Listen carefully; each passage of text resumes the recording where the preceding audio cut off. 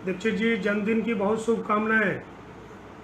Doctor सुचिता Tripathi ji, doctor बेजवाला जी और इस प्रतिष्ठित महाविद्यालय की प्राचार्य, आज हम लोग भक्ति साहित्य में शोध की संभावना इस विषय पर विचार करेंगे। जब भी इस विषय पर चर्चा होती है तो विषय ये आता है कि यह क्षेत्र अब अछूता नहीं है। हिंदी की पहली थीसिस काशी हिंदू विश्वविद्यालय से ही डॉक्टर पीताम्बर दत्त बड़थवाल ने भक्ति साहित्य पर ही की थी, द निर्गुण स्कूल ऑफ हिंदी पोएट्री। उसका अनुवाद भी छपा हुआ है। फिर भी इतने वर्षों से संत साहित्य पर काम होते रहने के बावजूद संत साहित्य के इतने बड़े क्षेत्र हैं जो हिंदी के शोधार्थियों से अछूते हैं। नागरिक पंचानन सभा ने हस्तलिखित ग्रंथों की सूची एकत्रित की थी। वो सूची प्रकाशित हुई, उन सूचियों पर काम नहीं हुआ। और जब हम शोध पर बात करते हैं तो कई बार लगता है कि उस क्षेत्र में अब काम करने की संभावना या स्थितियां नहीं है। इसलिए आज यह विचार का विषय हमारे आंखों के सामने आया है, जिस पर चर्चा की जाए कि क्या 300 वर्षों का व्यक्ति साहित्य, जिसकी परंपरा पीछे 200 वर्षों से आती है, और रीति काल में भी 200 वर्षों तक भक्ति साहित्य लिखा जाता रहा। हम 700 वर्षों की बात नहीं भी करें तो 500 वर्षों तक सक्रिय रूप से हिंदी में और पूरे भारतवर्ष में यह साहित्य लिखा गया, तो क्या वो सारा साहित्य प्रकाश में है, उस पर शोध हो चुका है, या उसकी उपयोगिता क्या है? जब हम उपयोगिता और प्रासंगिकता के सवाल से जूझते हैं तो हमारे सामने कई प्रश्न आते हैं कि आज भारतीय समाज की जरूरत क्या है, भारतीय समाज किन समस्याओं से जूझ रहा है। हमारे सामने भाषा की समस्या आती है, जाति की समस्या आती है, सामाजिक समरसता की समस्या आती है, प्रांत की समस्या आती है। इन समस्याओं से जूझने के लिए, दो हाथ होने के लिए वो कौन सा साहित्य है जो हमें समाधान के रास्ते पर ले जाता है? स्वाभाविक रूप से हमारा ध्यान उस भक्त साहित्य की ओर जाता है। कई बार हमारे मन में आता है कि अर्थ की समस्या बड़ी है।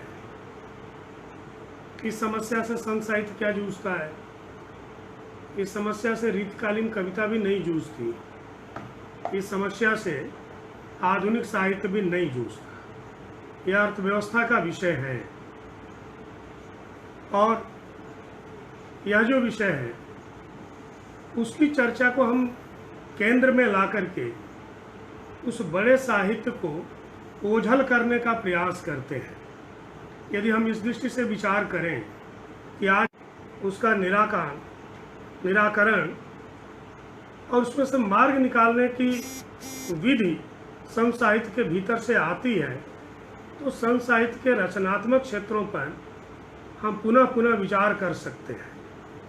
और यदि इस बात को हम अपने मन मस्तिष्क से निकाल देंगे तो यह जो 400-500 वर्षों का प्रचुर साहित्य है वो हमारे आंखों के सामने से यूं ही ओझल हो जाएगा। लेकिन भारतीय समाज उसे ओझल नहीं होने देता। आज भी यदि सर्वाधिक श्रोता किसी चीज को सुनने के लिए एकत्रित होते हैं तो भक्तों की रचनाओं को सुनने के लिए आते हैं। वे तुलसीदास की कथा सुनते हैं, सूरदास को सुनते हैं, जायसी को सुनना पसंद करते हैं, मीराबाई की रचनाओं से होकर गुजरते हैं, दादू दयाल को सुनते हैं, और महाराष्ट्र यानी सभी प्रांतों के जो संत कवि हैं उनकी रचनाओं की लोकप्रियता जनता के भीतर बनी हुई है।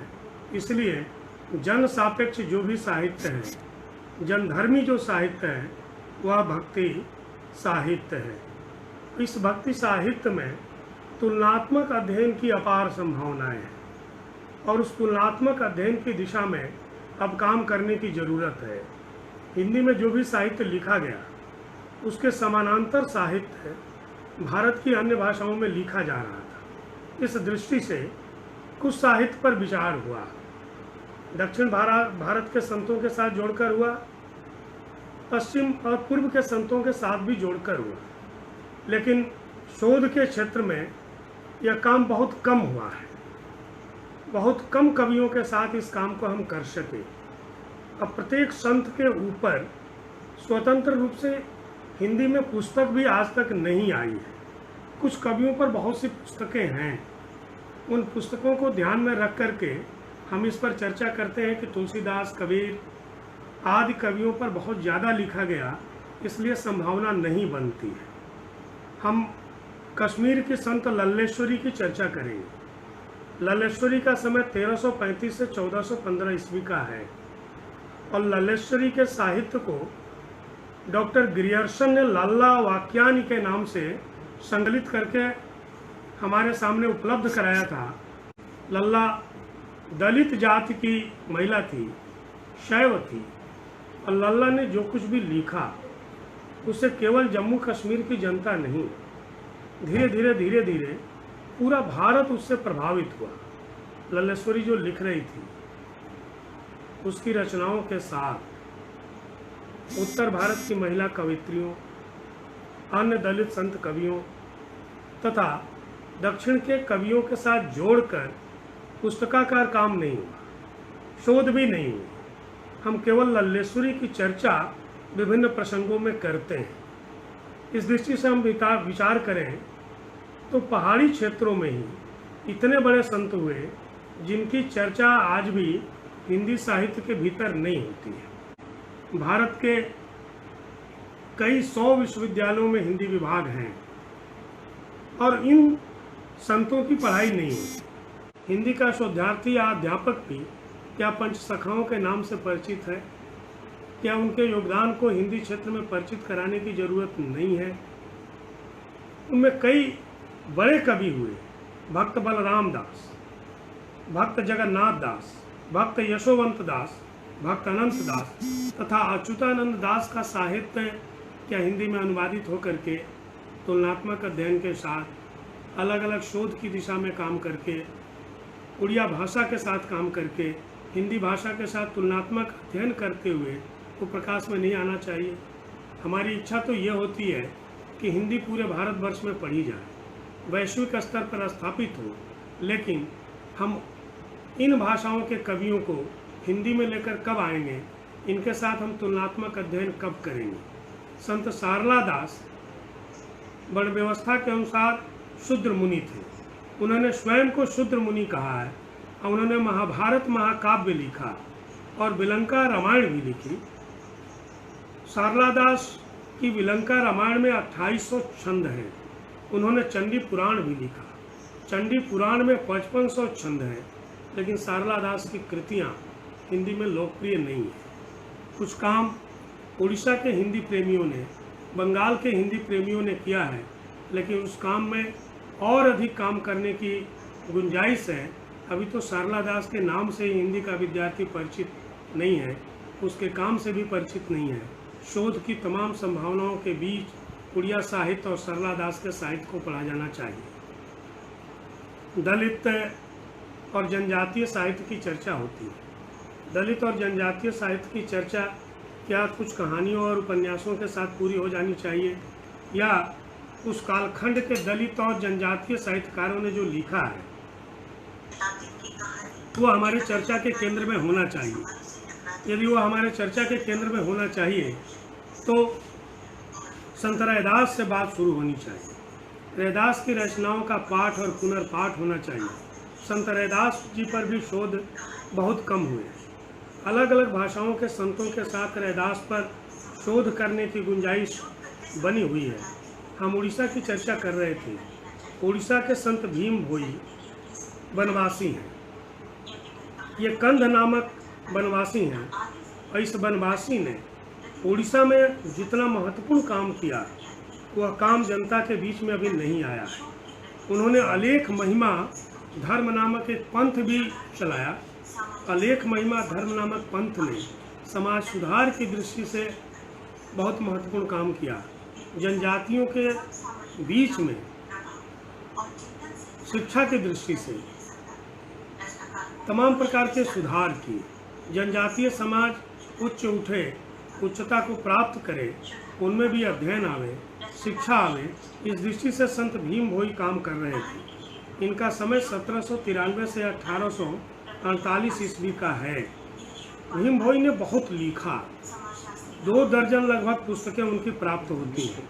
उसमें स्तुति चिंतामणि है, निर्वेद साधना, आदि अंत गीता, ब्रह्म निरूपण गीता, भजन माला, भीम भोई मालिका, अहिंसा धर्म, नवीन विहार गीता, पूर्ण संहिता आदि ग्रंथ हैं। इन ग्रंथों पर क्या हिंदी में काम नहीं होना चाहिए? क्या उड़ीसा की निधि है ये? या उड़िया भाषा के साथ जोड़ करके इन ग्रंथों को प्रचार प्रसार नहीं करना चाहिए? भीम भोई का प्रचार, उनके ग्रंथों पर काम जनजातीय साहित्य पर किया जाने वाला महत्वपूर्ण कार्य होगा। इसलिए भीम भोई की रचनाओं पर विचार करना चाहिए। इस दृष्टि से हम गुजरात के संतों पर बात कर सकते हैं। गुजरात के विद्वानों ने हिंदी साहित्य का बड़ा उद्धार किया। हिंदी समीक्षा के क्षेत्र में गुजरात के लोगों ने लिखा। पूरी हिंदी साहित्य की समीक्षा को गुजरात के प्राध्यापकों ने पढ़ा है। वहाँ के जो प्रोफेसर हैं, जो गुजराती के प्रोफेसर हैं, वो हिंदी समीक्षा पर जितनी गहराई से बात करते हैं, उतनी गहराई से हम हिंदी के प्रोफेसर गुजराती भाषा और साहित्य पर बात नहीं करते। गुजराती के संतों ने हिंदी की रचनाएं भी लिखी। वे गुजराती को भी समृद्ध कर रहे थे, हिंदी को भी समृद्ध कर रहे थे। आज हिंदी राजभाषा है तो महात्मा गांधी के कारण है। आज हिंदी राजभाषा है तो कन्हैयालाल माणिकलाल मुंशी के कारण है। और आज हिंदी विश्व के मंच पर प्रतिष्ठित है। संयुक्त राष्ट्र संघ से दुनिया के विभिन्न मंचों पर बार बार बोली जा रही है तो गुजरात से आने वाले प्रधानमंत्री माननीय नरेंद्र मोदी जी के कारण है। उस गुजराती साहित्य के साथ तुलनात्मक अध्ययन की अपार संभावनाएं हैं, स्वतंत्र काम की भी संभावनाएं। हम नरसिंह मेहता के एक पद से परिचित होते हैं क्योंकि वो महात्मा गांधी जी को बहुत प्रिय था और उसका गायन होता था। मैं इस बीच चर्चा करना चाहूँगा कि हिंदी के उन कवियों ने जिन्होंने हिंदी की सीमाओं को तोड़ करके हिंदी को अन्य भाषाओं से जोड़ा, उसमें पहला नाम तो विद्यापति का है। विद्यापति मैथिल में लिखते हैं, अवहट्ठ जो पुरानी हिंदी थी उसमें लिखा। लेकिन विद्यापति की प्रतिष्ठा उड़िया साहित्य में भी है, विद्यापति की प्रतिष्ठा बंगला साहित्य में भी है। जब हम ब्रजबुली कहते हैं तो असमिया के साथ जोड़ते हैं। लेकिन मध्यकाल में हिंदी को अन्य भाषाओं से जोड़ने का श्रेय संत कवियों को है। दादू दयाल ने गुजराती में रचनाएं लिखी। मीराबाई को गुजराती साहित्य के इतिहास में अपनी भाषा और इतिहास का कवि माना जाता है। गबरीबाई संत कवित्री थी और राजस्थान की रहने वाली थी। उनकी रचनाएं गुजराती की भी मानी जाती हैं। तो राजस्थान के 3 संत कवि, संत दादू दयाल, मीराबाई और गबरीबाई, हिंदी के जितने कवि हैं उतने ही गुजराती के भी कवि हैं। इस दृष्टि से गुजराती के कवियों ने भाषा के धरातल पर हिंदी को अपनी भाषा के साथ जोड़ा और हमने उनको हिंदी का कवि कहा। गुजराती साहित्य के इतिहासकारों ने उन्हें गुजराती का कवि कहा।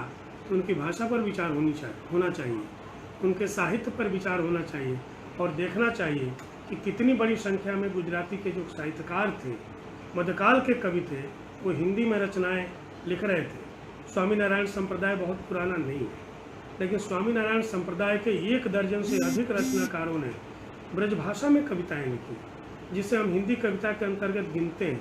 और ब्रजभाषा से हिंदी का साहित्य समृद्ध होता है। इस दृष्टि से हम विचार करें तो माधव दास, अक्खा, मुकुंद गुगली, आनंद घन, प्राणनाथ, लाल दास, रवि साहब, जीवन दास, धीरा भगत की चर्चा करेंगे। हमने गबरीबाई, मीराबाई और दादू दयाल की चर्चा की है। क्या इन कवियों पर काम हुआ है? दादू दयाल तो राजस्थान के हैं, उनका जन्म अहमदाबाद में हुआ था, लेकिन दादू दयाल पर भी हिंदी में कितनी पुस्तकें हैं। दादू पंथियों ने संत साहित्य के संग्रह की जो परंपरा चलाई, उस पर भी कितना काम हुआ। हम रज्जब की चर्चा बार बार करते हैं।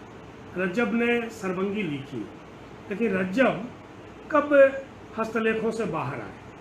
हिंदी के भारत भर में विश्वविद्यालयों से लेकर महाविद्यालयों तक की चर्चा करें तो 30,000 से अधिक अध्यापक इस समय हिंदी महाविद्यालय और विश्वविद्यालय स्तर पर पढ़ा रहे हैं। विश्वविद्यालयों में जो लोग हिंदी पढ़ा रहे हैं, उनमें से अधिकांश लोग मेरे व्यक्तिगत परिचय में हैं। तमाम विश्वविद्यालयों को मैं व्यक्तिगत रूप से जानता हूँ, वहाँ के हिंदी विभाग से। लेकिन जब हस्तलेख पाठ पर चर्चा करते हैं, आज हजार नहीं, हजारों की संख्या में हस्तलेख मठों में पड़े हुए हैं, पुस्तकालयों में पड़े हुए हैं, तमाम लोगों के व्यक्तिगत संग्रहों में हैं। रज्जब की सरबंगी बहुत बाद में हस्तलिखित से बाहर आई है। आचार्य परशुराम चतुर्वेदी ने उत्तरी भारत की संत परंपरा हस्तलेखों को पढ़कर ही लिखा था, उसमें से बहुत सारे संतों को। लेकिन जिन कवियों ने, इस क्रम में मैं जगन्नाथ दास की चर्चा भी करूँगा, जिन्होंने लगभग 250 कवियों को संग्रहित किया, अभी भी हस्तलेखों में है। और 30,000 अध्यापकों की हम चर्चा कर रहे हैं और प्रश्न उठाते हैं कि मध्यकाल में अब शोध की कहाँ गुंजाइश है, शोध की क्या संभावना है।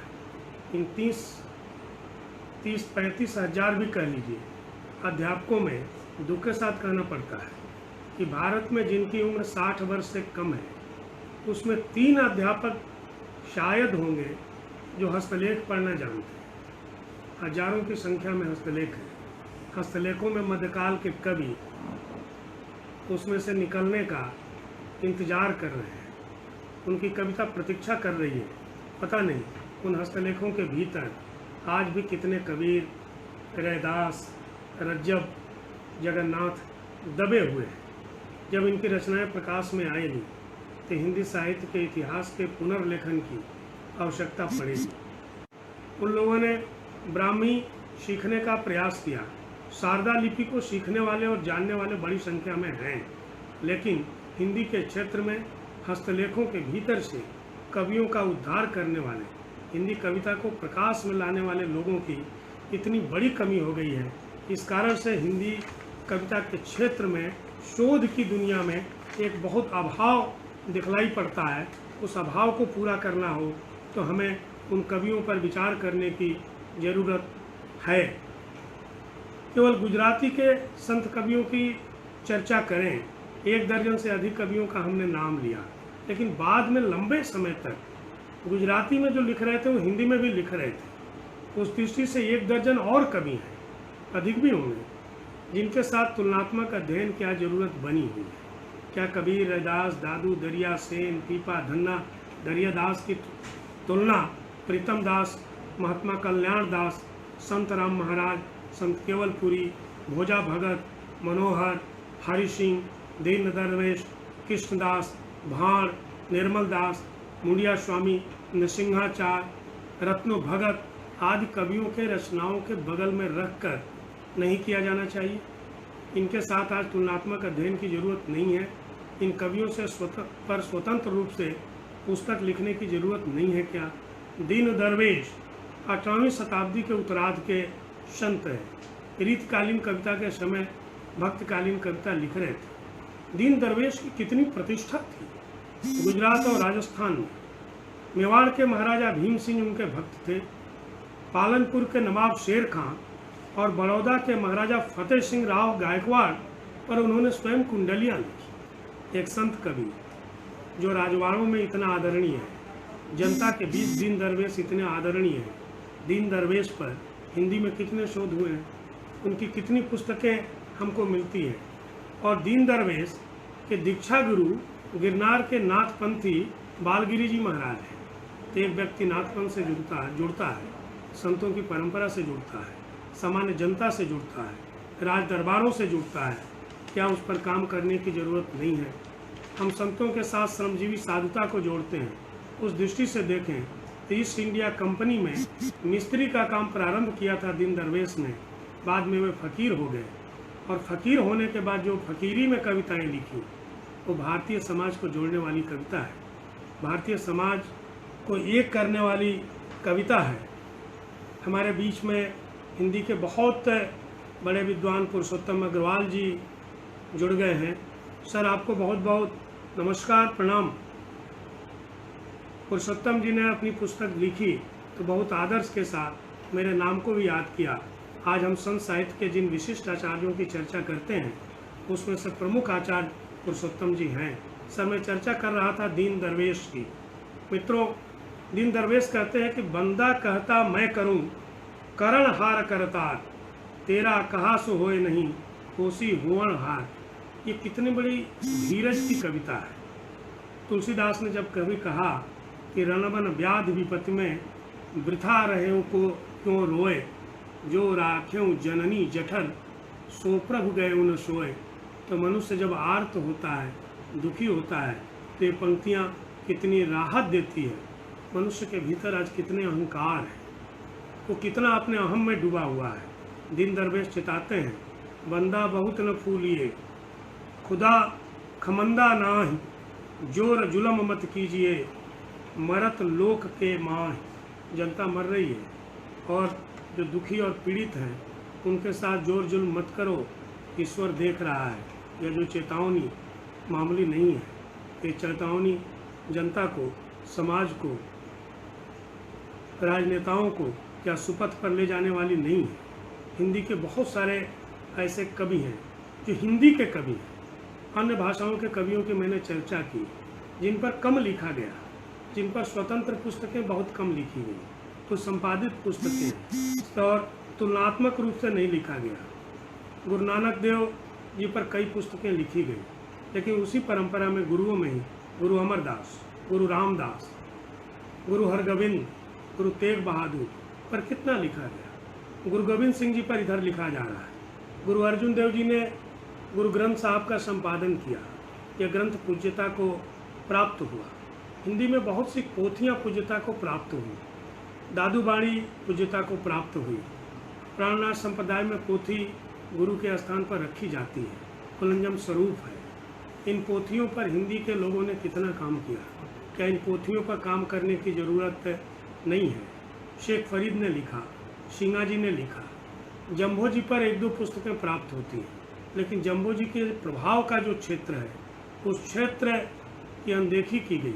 करोड़ों करोड़ जनता जम्भो जी के साथ जुड़ी हुई है। भीखन की थोड़ी बहुत रचनाएं मिलती हैं और जो पुराने हस्तलेखों से जिन लोगों ने निकाल दिया और जो पुराने संग्रहों में प्राप्त है, उसी के आधार पर हम कह देते हैं कि भीखन जी की कम रचनाएं मिलती हैं। जब हजारों हस्तलेख दबे पड़े हैं तो भीखन कहाँ से ध्यान में आएंगे? सिंगा जी की रचनाएं कैसे मिलेंगी? पीपा जी की रचनाएं कैसे मिलेंगी? सेन नाई की रचनाएं कैसे मिलेंगी? सेन नाई की हमने चर्चा की। व्यक्ति की संज्ञा भाववाचक कैसे हो जाती है? सेन तो एक कवि है, सेन उपाधि नहीं है। सेन इतने बड़े कवि और संत थे कि आज भारत का नाई समाज अपने नाम में सेन उपाधि लगाता है और गौरव की अनुभूति करता है। मेरा नाम राम सिंह सेन है, मैं नंद किशोर सेन हूँ, मोहन सेन हूँ। यानी व्यक्तिवाचक संज्ञा भाववाचक के रूप में परिवर्तित होते हुए इस समाज ने अपनी आंखों के सामने देखा, संत की महिमा के साथ देखा। और उसके बाद के जो संप्रदाय हैं वो तो अत्यंत उपेक्षित ही हो गए। हिंदी कविता पर काम करने वाले लोगों ने भी मध्यकाल को नहीं देखा, आधुनिक काल को देखा। उन्हें लगा कि आज उदासी संप्रदाय, निर्मल संप्रदाय, नामधारी संप्रदाय, सुथराशाही संप्रदाय, भगतपंथी संप्रदाय, गुलाबदासी संप्रदाय और सेवापंथी संप्रदाय पर काम करने की जरूरत नहीं है। क्या इन संप्रदायों ने हिंदी समाज को, भारतीय समाज को ऊपर उठाने के लिए, उनके उत्थान के लिए, आज इस देश की 135 करोड़ जनता यदि अनुशासन में है, पुलिस बल के कारण है, नहीं, इन संतों की शिक्षा के कारण है, इन संतों के बल के कारण है। भारतीय संतों ने तितिक्षा की, संयम की भावना को हमें सिखाया और उस भाव भंगिमा को लेकर के हमारा समाज जीवित रहा, जीता रहा और उस पर आज भी हम जीवित हैं। इस कारण भारतीय समाज के भीतर एक अनुशासन है। हम गर्व से कहते हैं कि हजारों गाड़ियां रोज चलती हैं। ऑस्ट्रेलिया की जितनी आबादी है उतनी आबादी रेलवे में चलती है। केवल रेलवे की पुलिस की व्यवस्था के कारण चलती है या हमारे व्यक्तिगत अनुशासन के कारण चलती है, हमारे नैतिकता के कारण चलती है, हमारे भीतर जो औचर्य की भावना है, संयम की भावना है। ये संतों ने सिखाया कि दूसरे के सामान को हाथ मत लगा। अपहरण आज होने लगे, लेकिन दूसरे के बच्चे को किसी ने हमारे गोद में ट्रेन में दे दिया तो जब तक हम उसको दे नहीं देंगे तब तक हम ट्रेन से उतर नहीं सकते। उतर जाएंगे तो उसको वापस हम उसके घर तक पहुंचाएंगे। आज खाने में दूसरा कोई जहर मिलाने लगा, जहर खोनी होने लगी। नहीं तो मेले में ट्रेन में बैठे हुए लोग क्या एक दूसरे का भोजन बांटकर नहीं खाते थे। धामी संप्रदाय का परिवर्तन हुआ। उस संप्रदाय में 1 दर्जन परवर्ती कवि हैं। उन परवर्ती कवियों ने क्या हिंदी कविता को समृद्ध नहीं किया, हिंदी समाज को मजबूती नहीं दी, जात पात छुआछूत मिटाने में कोई मदद नहीं किया। आज जात पात और छुआछूत की भावना कम दिखाई पड़ती है क्योंकि ये केवल क्या कानून के कारण दिखाई पड़ती है। उसमें रैदास जी की, चोखा मेला की, दरियादास की, पलटू की कोई भूमिका नहीं है। जब हम उसके भीतर जाएंगे तो हमको लगेगा कि संतों ने बार बार हमारे ऊपर प्रहार किया, हमारे मानस को झकझोर करके रख दिया।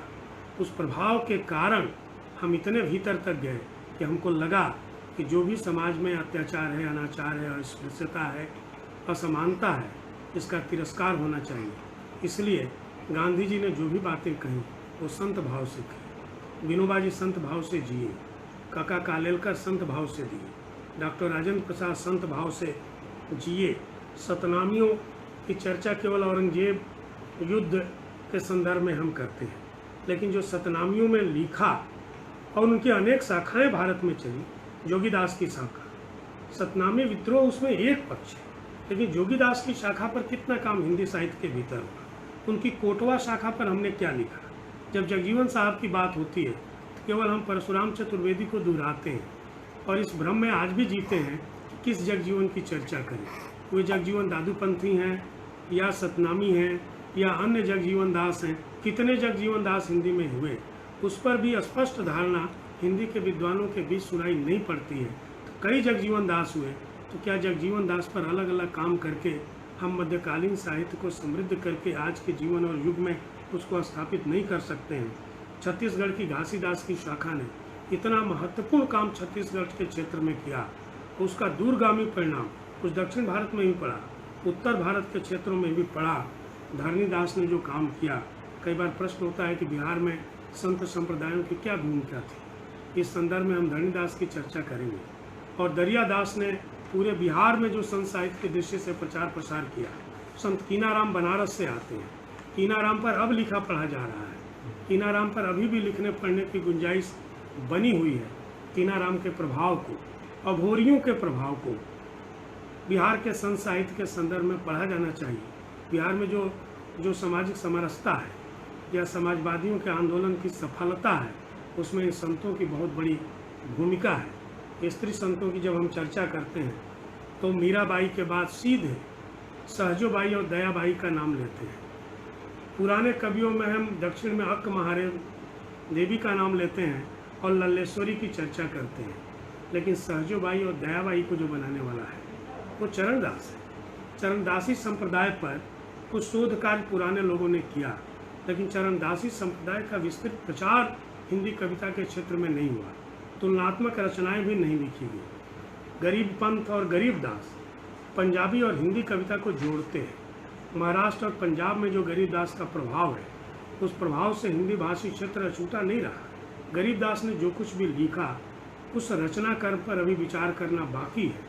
पानव पंथ के परमहंस पानव दास की रचनाओं से हम कितने परिचित हैं।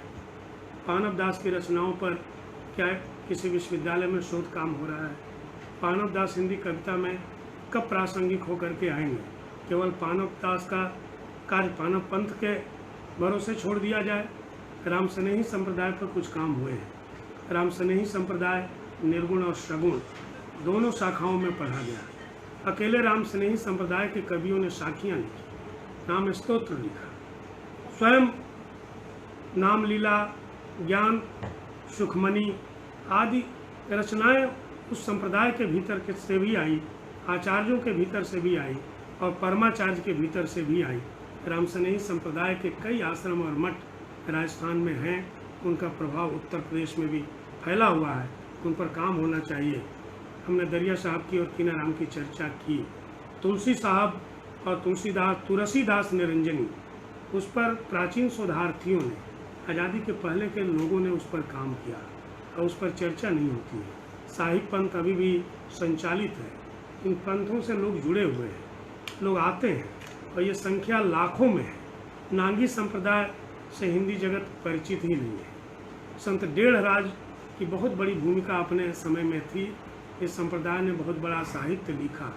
लाला शिवदयाल की चर्चा हमने किसी विश्वविद्यालय के पिछले वेबिनार में की थी। राधा स्वामी सत्संग मंडल का कितना बड़ा प्रभाव है। स्वामी नारायण का हमने नाम लिया। पूरे गुजरात में आप घूमिए, सर्वत्र स्वामी नारायण दिखाई पड़ेगा। दिल्ली में भी अक्षरधाम दिखलाई पड़ेगा। ब्रजभाषा में स्वामी नारायण संप्रदाय के कवियों ने अपनी रचनाएं लिखी। हिंदी के मुस्लिम कवियों की जब चर्चा होती है तो जायसी या बहुत पहले जाते हैं तो अब्दुल रहमान पर जाकर के रुक जाते हैं। अब्दुल रहमान हिंदी का पहला मुस्लिम कवि है और उस मुस्लिम कवि ने जो लिखा और जिस तरह से वर्णन किया, उस पर कई व्याख्यानों में मैंने बात की। उसको पढ़ते हुए डॉक्टर नामोर सिंह ने लिखा कि लगता ही नहीं है कि यह और हिंदू कवि है, यानी हिंदुत्व की भावना, भारतीयता की भावना अब्दुल रहमान ने इस तरह से कूट कूट कर भरी हुई है। वो अपने नगर का वर्णन करता है। अब्दुल रहमान तो कहता है कि हमारे नगर साम्बपुर में चारों वेदों का पाठ होता है, राम कथा होती है, हमारे नगर में रामलीला होती है। यानी कितने हर्ष की अनुभूति अब्दुल रहमान कर रहा है कि हमारा नगर कितना सुंदर है और एक मुस्लिम कवि इन बातों को कह रहा है।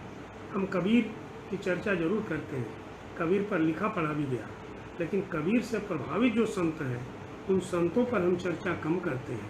उन संतों पर लिखने पढ़ने की ज़रूरत है। 2 दर्जन ऐसे हिंदी के मुस्लिम कवि हैं जिन पर लिखा जाना बाकी है, जिनकी रचनाएं उपलब्ध हैं। कम उपलब्ध हैं, इसका मतलब है कि किसी कवि ने केवल 2-4 पद नहीं लिखा होगा। वो कवि है तो उसकी और भी रचनाएं होंगी। वे हस्तलेखों में दबी पड़ी है। हस्तलेख पाठ की समस्या को दूर करके हिंदी के कुछ शोधार्थियों विद्यार्थियों को हस्तलेखों की तरफ रुचि बढ़ानी होगी, उधर प्रेरित करना होगा। पुरुषोत्तम जी जुड़े हुए हैं तो मैं चर्चा करूंगा।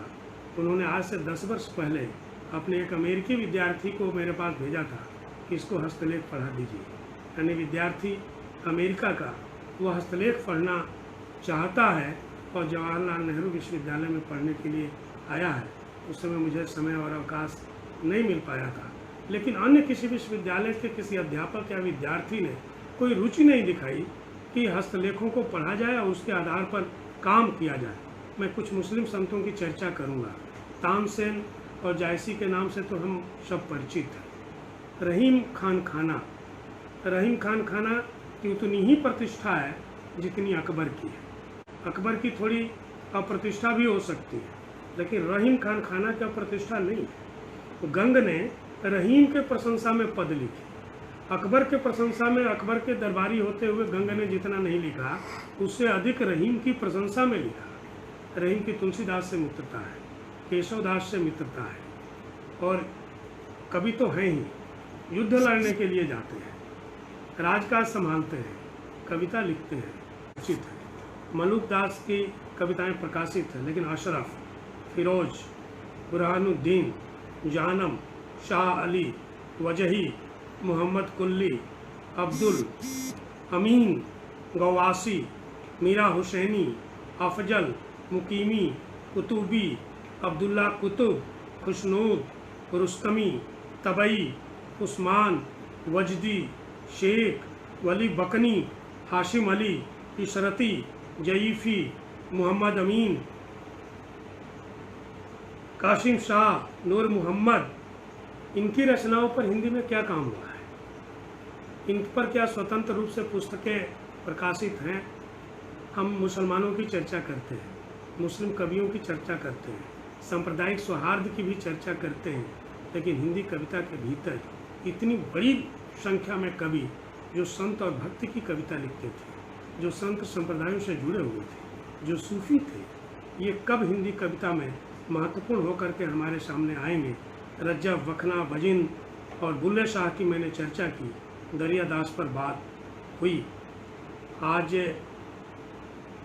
इन पर चर्चा करते हुए मुझे हर्ष हो रहा है कि काशी हिंदू विश्वविद्यालय के प्रतिष्ठित महाविद्यालय में हिंदी शोध के संदर्भ में मध्यकालीन संत कविता को अपना विषय रखा। इस विषय की पूर्णाहुति आज मैं हिंदी के बड़े सूफी कवि जायसी के अखरावट की कुछ पंक्तियों के साथ करूँगा। ये पंक्तियाँ हमारे मनुष्यत्व को भी दर्शाती है, कविता को भी दर्शाती है, और हिंदी शोध में क्या संभावनाएं बनती हैं और किस तरह से कवि उसको देखता है। अखरावट में जायसी ने कहा, आपू ही आपू जो देखे चाहा, आपुन प्रभुता आपू से कहा, सबे जगत दर्पण के लेखा, आपू ही दर्पण आपू ही देखा। इसको जीव और आत्मा के रूप में भी पढ़ लीजिए। इन पंक्तियों को हिंदी शोध के संदर्भ में भी देख लीजिए, हिंदी साहित्य के विकास के रूप में भी देख लीजिए, हिंदी के प्रभाव के रूप में भी देख लीजिए।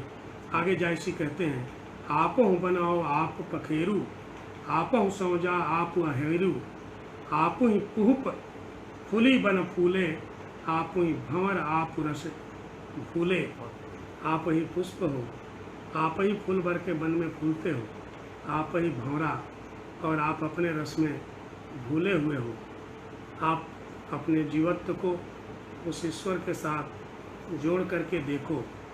संतों की कविताई को समाज के साथ, देश के साथ और विश्व के साथ जोड़ करके पढ़ने और समझने की ज़रूरत है। सच में कहा गया था कि यह जो भक्ति कविता है यही हिंदी की स्वर्णिम कविता है, और यह युग हिंदी का स्वर्ण युग है। जब बहुत कम रचनाएं प्रकाश में आई थी तब आलोचकों ने इन विचारों को रखा था। थोड़ी रचनाएं और प्रकाश में आ गई हैं। जब ये सारी रचनाएं प्रकाश में आएंगी तो सचमुच जो हिंदी साहित्य का इतिहास है वो भक्ति काल के इर्द गिर्द ही चलेगा, और भविष्य में जो लिखा और समझा जाएगा इसी कविता के प्रकाश में समझा जाएगा। इस महाविद्यालय की प्राचार्या आदरणीय दीक्षित जी और सुचिता त्रिपाठी जी को धन्यवाद करते हुए मैं अपनी बात पूरी करता हूँ। बहुत बहुत धन्यवाद।